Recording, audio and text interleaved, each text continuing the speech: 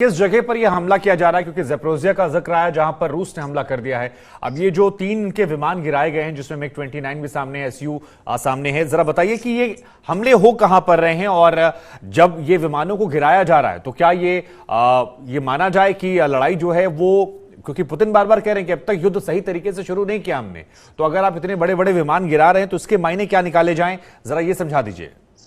देखिए शुभांकर, जो अभी ये हमले हो रहे हैं इनको समझने के लिए हमें 2-3 दिन पीछे जाना पड़ेगा। जब ये बयान आया था यूक्रेनियन गवर्नमेंट का कि वो जो लोग रह रहे हैं खरसन के इलाके में, ज़ेपोरिज़िया के इलाके में, ये साउथ और साउथ ईस्ट के इलाके हैं यूक्रेन के, इनके नागरिकों के लिए एक चेतावनी जारी की थी यूक्रेनियन गवर्नमेंट ने कि जो सिटीजन है वो एरिया को छोड़ दें, क्योंकि हमारी फौज इनको रीऑक्यूपाई करने की कोशिश करेगी। यानी कि इन इलाकों पर रूसी फौज का कब्जा हो गया था पिछले कुछ दिनों में, हफ्तों में, महीनों में, और अभी यूक्रेन गवर्नमेंट जो है, यूक्रेन फौज है, वो पूरी कोशिश करेगी इन इलाकों को रूस से मुक्त कराने के लिए। तो यह बयान जारी किया था और इसके बाद ये उम्मीद की जा रही थी कि इसके बाद फॉलोअप जो ऑपरेशन होंगे किसी ना किसी तरह से काउंटर ऑफेंसिव लॉन्च किया जाएगा यूक्रेनियन फोर्सेस के द्वारा, चाहे वो हवाई हमले हो चाहे मिसाइल हमले हो।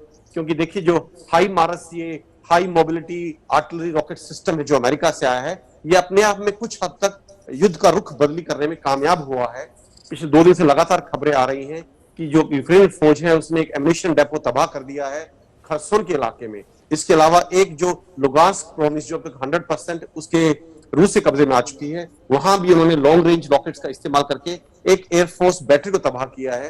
तो कहीं ना कहीं इन ऑपरेशन में तेजी आने की खबर हमारे पास पहले ही से थी और ये हमें उम्मीद थी कि अगले 2-3 दिन में ये ऑपरेशन तेज होंगे यूक्रेन फौज के द्वारा। और यही अब हमें देखने को मिल रहा है, चाहे वो ज़ेपोरिज़िया का इलाका हो, चाहे लुगांस्क प्रोविंस का इलाका हो, चाहे खरसन का इलाका हो। और इसी के मद्देनजर हमें जो एयर स्ट्राइक्स किए हैं यूक्रेन फौज ने और इस एम्युनिशन डेपो को या इस एयरक्राफ्ट बैटरी को तबाह किया है, इसके मद्देनजर हमें इसे देखना चाहिए। शुभांकर, नहीं तो जरा ये बताइए कि ये तस्वीरें तो हमने दिखा दी, लेकिन जो ये लोग मारे जा रहे हैं ये आम नागरिक हैं, ये फौजी लोग हैं? क्योंकि खबर तो यही आ रही है कि भाई 23 नागरिक मारे गए।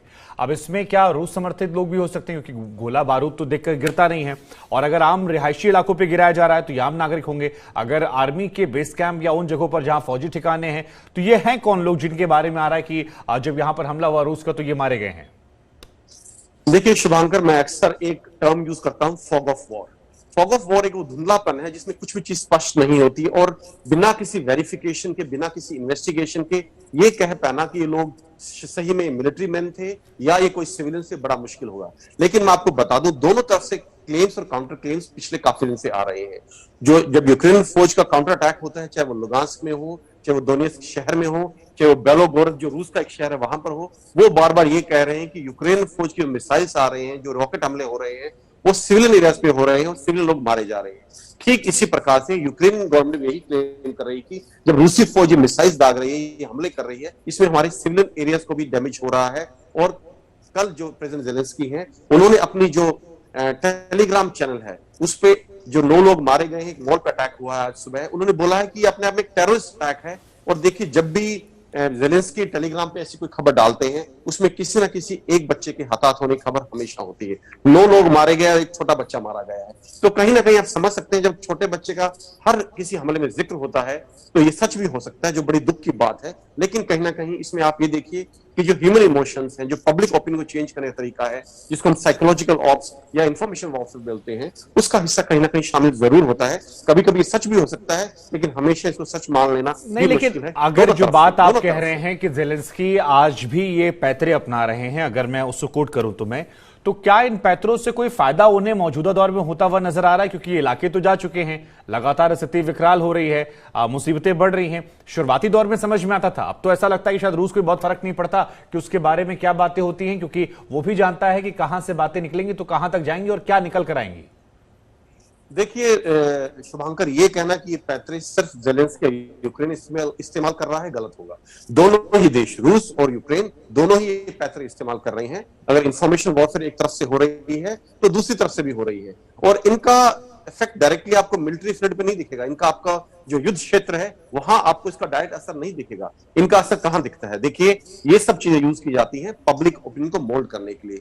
और इस वक्त ज़ेलेंस्की या यूक्रेन किस देश की पब्लिक ओपिनियन को टारगेट कर रहे हैं? अमेरिका, यूरोपियन कंट्रीज की, ताकि वो अपनी गवर्नमेंट के ऊपर प्रेशर बनाए और आर्थिक मदद के लिए और मिलिट्री मदद के लिए। और ये जो चीजें हैं ये बहुत लार्ज स्केल पर ब्रॉडकास्ट की जाती हैं पूरे अमेरिका में, पूरे कनाडा में, पूरे नॉर्थ अमेरिका और यूरोप में और बाकी दुनिया के देशों में, ताकि कहीं ना कहीं रूस को, उसकी फौज को वो एक विलेन के तौर पर दिखा सके और सहानुभूति बटोर सके कि देखिए बच्चे मर रहे हैं और आप उनको बचा सकते हैं अपनी गवर्नमेंट्स के ऊपर प्रेशर डाल के कि हमें और अधिक मिलिट्री मदद दी जाए और अधिक आर्थिक मदद दी जाए। और देखिए हमने इसका असर देखा बूचा के बाद, जिसमें किसी भी तरह से यूक्रेन या यूनाइटेड नेशंस या अमेरिका ने एक इंडिपेंडेंट इंक्वायरी नहीं होने दी, जिसकी हिंदुस्तान ने भी मांग की थी, चीन ने भी मांग की थी और रूस ने भी मांग की थी। लेकिन उसका इतना जबरदस्त इफेक्ट हुआ था कि उसके बाद अमेरिका ने 40 मिलियन की मिलिट्री एड यूक्रेन को एक कांग्रेस ने पास की थी कि हम देंगे।